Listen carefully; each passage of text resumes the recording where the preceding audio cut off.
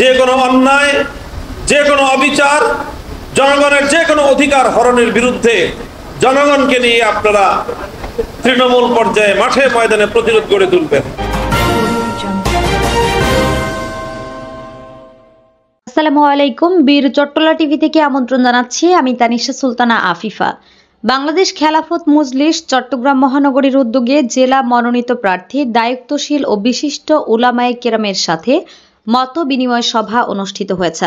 বৃহস্পতিবার 11 সেপ্টেম্বর 2025 বিকালে চট্টগ্রাম মহানগর কার্যালয়ে এ সভার আয়োজন করা হয়।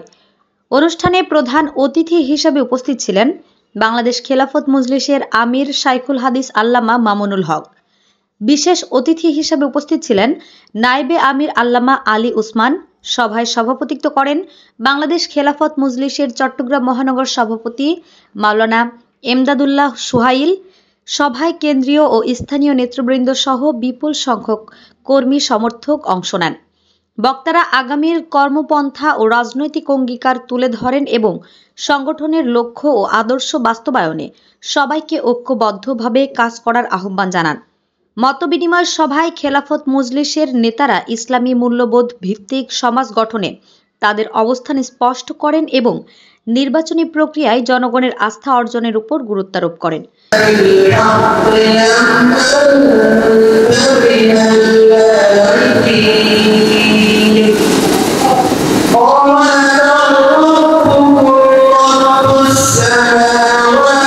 তাদের সাথে পরিচিত হন, তাদের সুখ দুঃখের কথা জানেন, এলাকার সুবিধা অসুবিধার কথা জানেন এবং প্রত্যেকটি সুবিধা অসুবিধাকে দূর করার জন্য, সমস্যা সমাধানের জন্য, প্রতিটি সংকটকে লাঘব করার জন্য আপনি সংশ্লিষ্ট আমাদের বাংলাদেশ খেলাফত মজলিসের শাখাকে নিয়ে আপনার ময়দানে ঝাঁপিয়ে পড়ুন এবং এই যে কাজ শুরু করেছেন, নির্বাচন যেভাবেই হোক 5 বছর পর্যন্ত এই জনগণের দায়িত্বের আমানত আপনার কাঁধে তুলে দেওয়া হয়েছে। মনে রাখবেন, এই আমানতের দায়িত্ব পালন থেকে পিছপা হওয়ার কোনো সুযোগ নাই। আপনাদের যাদেরকে বাংলাদেশ খেলাফত মজলিস মনোনয়ন দেওয়ার জন্য নির্বাচন করেছে, মনে করবেন এটা সংগঠনের কেন্দ্রের পক্ষ থেকে আপনার কাঁধে অর্পিত জনগণের দায়িত্বের আমানত।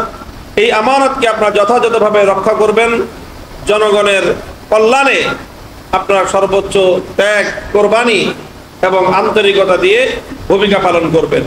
যে কোনো অন্যায়, যে কোনো অবিচার, জনগণের যে কোনো অধিকার হরণের বিরুদ্ধে জনগণকে নিয়ে আপনারা তৃণমূল পর্যায়ে মাঠে ময়দানে প্রতিরোধ গড়ে তুলবেন। কোনো অন্যায় আমরা করব না, কোনো অন্যায় কাউকে করতেও দিব না। বাংলাদেশের অতীতের লুটপাট এবং দুর্বৃত্তায়নের রাজনীতির যেই ঐতিহ্য গড়ে উঠেছে, ইনশাআল্লাহ সেই লুটপাট এবং দুর্নীতির রাজনীতির অতীত ইতিহাসকে বাংলাদেশ থেকে ঝেঁটিয়ে বিদায় করা হবে ইনশাআল্লাহ। আমার এই 2.5 বছরের সরকারি বাসা আমি যা বুক করেছি, আমার সম্পদ থেকে সেগুলি সরকারি কোষাগারে জমা দিয়ে দিই। আমি এই সরকারি টাকা বুক করে আমি কবরে যাইতে চাই না। ওমর রাদিয়াল্লাহু তাআলা আনহুর খেলাফত আসলো, তিনিও সেইভাবেই তার যা সামান্য বাধা ছিল, পরিশ্রম, কষ্ট, পারিবারিক যা অবস্থা ছিল, সাহাবারা পরামর্শ করেছিলেন যে খলিফাতুল ওমর, দ্বিতীয় খলিফার বাধা বেতন কিছু বাড়ানো। কিন্তু সেই বাড়ানোর প্রস্তাব কে দিবে উমরকে? কারো সাহস নাই।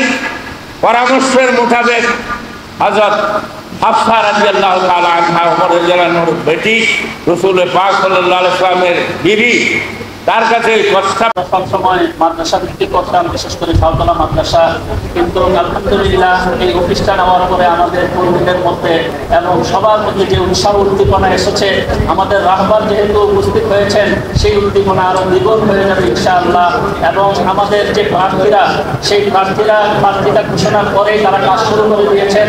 আমাদের এই চট্টগ্রামের মাটিকে খেলাফত মজলিসের, বাংলাদেশ খেলাফত মজলিসের ঘাঁটি হিসাবে, মামুনুল হক সাহেবের ঘাঁটি হিসাবে আমরা পরিণত করব এবং এই চট্টগ্রামকে মামুনুল হক সাহেব যেইভাবে, যেই চিন্তা চেতনা, যেই যেই চিন্তা চেতনা লালন করেন, সেই চিন্তা চেতনা অনুযায়ী আমরা চট্টগ্রাম মহানগরীকে গড়ে তুলব এবং বৃহত্তর চট্টগ্রামকে সেই অনুযায়ী চালানোর চেষ্টা করব।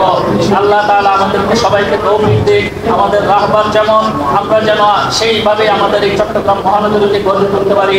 ঢাকার পরে যেহেতু চট্টগ্রাম মহানগরী, সেইভাবে আমরা আগে কাজ করতে পারিনি। সব আমাদের আরো আপডেট নিউজ পেতে চোখ রাখুন বীর চট্টলা টিভিতে, ফেসবুকে ফলো, ইউটিউবে সাবস্ক্রাইব।